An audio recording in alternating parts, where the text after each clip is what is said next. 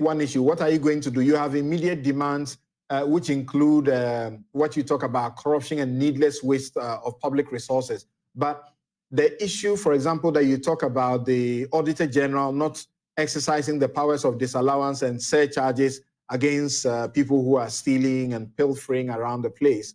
Occupy Ghana is part of this, is in this citizen coalition, correct? Yes, right. Occupy Ghana has been on this for years now. They got a law. Actually, they were the ones that drafted the original process after they won the case in the Supreme Court, and then they were invited to make input and then empowered the Domelevo. And we know that Domelevo recovered in excess of 66 million Ghana cedis. 66 million, that's right. Yes. Now, this Auditor-General is simply not using it. Occupy Ghana is writing every day. What differently are you going to do? And what do you want government to do about that? He's an independent office. The president or whoever is not supposed to try to dictate what he has to do.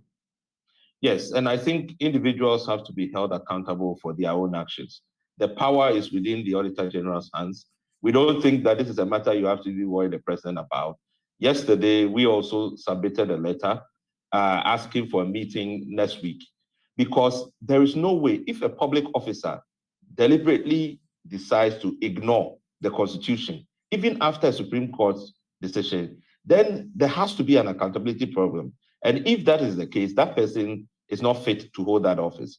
So we are saying we want a meeting next week to understand what this problem is. We also know that over 10,000 people have not declared their assets and liabilities as is demanded by the Constitution. All these processes and mechanisms are put in place to prevent corruption, to make sure there's value for money, to make sure that the monies that we are contributing, our little monies, whether you are the market, you are paying tolls, you are doing this. In this year, we said we're going to raise as much as 80 billion.